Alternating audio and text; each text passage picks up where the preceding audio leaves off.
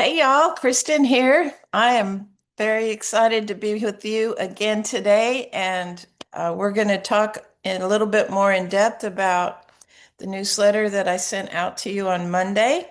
So if you didn't see that, you definitely want to read it because it's just all so exciting, and I am just really thrilled that I have this interest now that keeps me in the middle of all these things because you know, there's a lot to be unhappy about in this world, but here's a happy thing, and I think we should really celebrate. And personally, I am celebrating, so I want you to join the party with me today.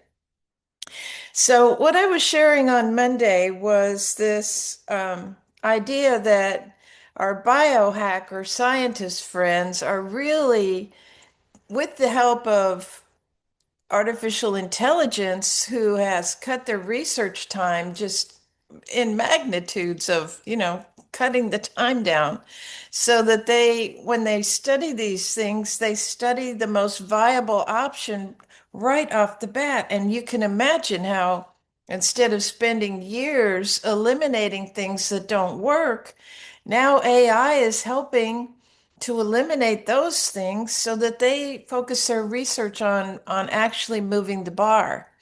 And when you hear what some of them are saying might be happening in the next few years, again, that's where all this excitement is coming from.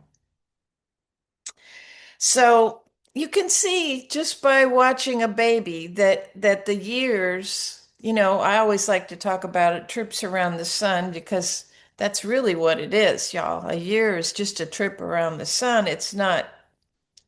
Okay. Anyway, you get my you get my point, I hope.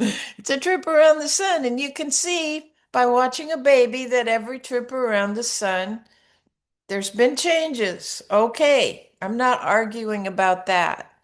We can all see it, we can all feel it. But the question is, when you're an infant, the trips around the sun for a good 20 years make improvements every year, right?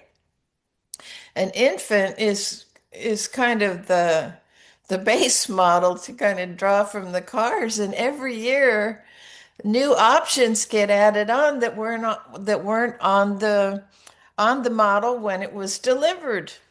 And so I don't know what y'all are doing with these ideas, but what I'm saying is when exactly does it go from being an upward spiral to turning into a downward spiral? That's the part that I'm wondering, what can we do? Well, our biohacker scientist friends are studying that too, and they're studying the hardware. How can we change the hardware so that it functions better? And I am all for that. In fact, some of it is just so dazzling that I'm their biggest cheerleader. But, and this is the important thing. Oh, I wanted to tell you one other thing. For many, many, many, I don't know if eons is the right word, but a long, long time, humans lived around 40 years, give or take, especially if, you live near near the saber-toothed tiger neighborhood, maybe not 40. But then in the past 150 years, we pretty much doubled that.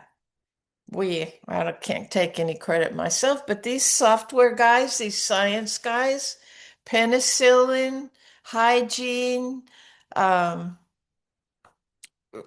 studying about nourishment and actually how does the body do what it does so that we can be helpful to it. All of that doubled so that our average lifespan is 75 to 80 years now. But now these software guys, biological software guys, are saying 120, 150. Soon. Some of them are saying no more disease in 5 years. Wow. That's pretty staggering, and I'm willing for it to be true. I am. It does sound crazy. Crazy, right? No disease in 5 years.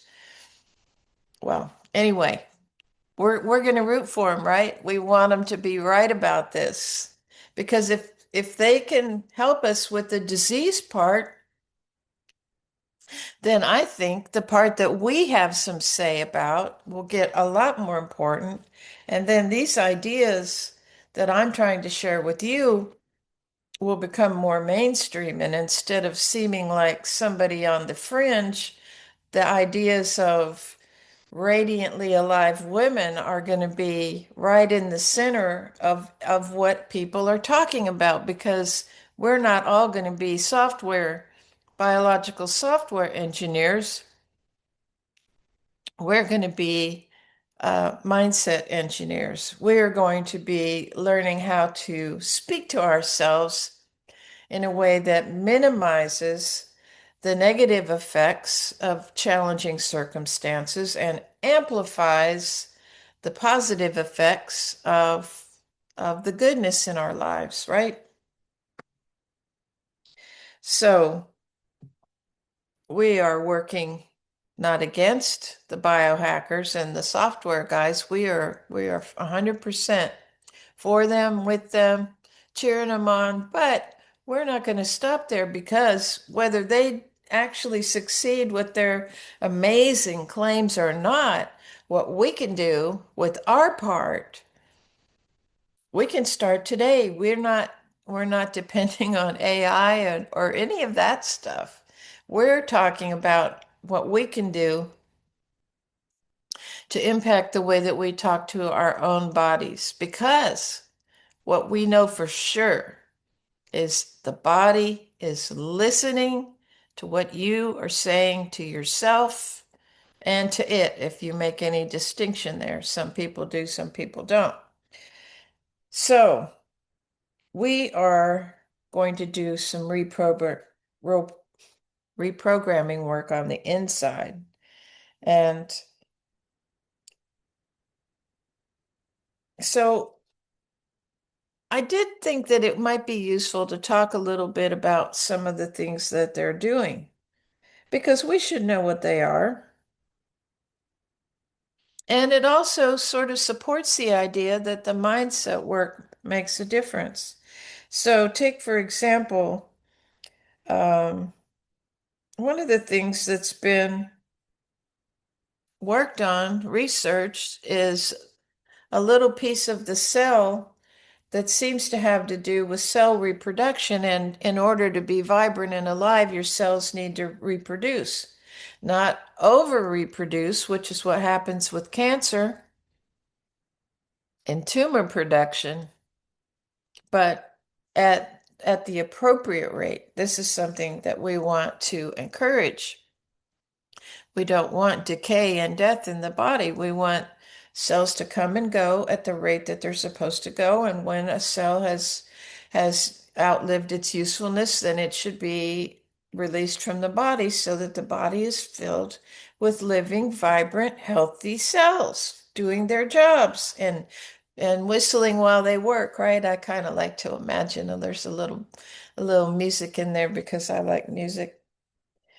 So, what we want is for the cells, the immune function, the things that I'm always telling you, the parasympathetic system that runs down the center of the body, that we want that activated most of the time and only using the fight or flight system, which I point to my arms and legs because fight or flight activates these get away quick muscles or freeze up muscles. And the parasympathetic system is what activates the rest and renewal and regeneration and revitalization. So we want to spend most of our time doing that. Rest, repair, regenerate, renew, revitalize. And not very much with the fight or flight, just when you absolutely need it, which is what it's there for. It's a good thing. Just too much of a good thing has become a bad thing. So, one thing that we definitely want to pay attention to is what mood range do we tend to live in? Now, a bad mood, living in a bad mood, even if it's not a very bad mood, but just pessimistic and or oh, I'm so tired, or the Eeyore. You remember Eeyore? Oh, well, that kind of thing. That kind of a mood doesn't amplify this rest and revitalization system. So that's why we don't want to live in a chronic state of grumpiness, irritability, anxiety, or, the worst, exhaustion and burnout. These systems, these mood systems, depress the body because the body is listening, and that's what we really want to understand. If you have found that you have become a person that's not in a good mood a whole lot of the time, then this is why I created my bad mood reliever program. My little thing, it's nothing, no big deal, but guess what? I have been working with a client who has a serious medical problem, and she started using the bad mood reliever, and I am getting good reports from her. It is helping. And the other day, we did some work together that added a new piece on that's not in the bad mood reliever right now. And I got some feedback from her yesterday that now something really exciting is going on. So, fingers crossed for all of that for her, because this poor woman is one of those people who's been in bed a lot for over 6 years, and it's no life, y'all. This is the other thing about extending our life to 120 or 150. Who wants that if you're going to spend it and sitting in doctor's offices and paying your money to the pharmacy to get more pills? We don't want that. We want 150 good years, great years, exciting years, fun years. Years of making a contribution and making a difference and being you, the only one of you there is, and bringing out all that potential into the world in whatever ways really excite you and turn you on. That's the life of radiantly alive women, and that's the life that we're always working toward here. So, what else do I want to tell you about?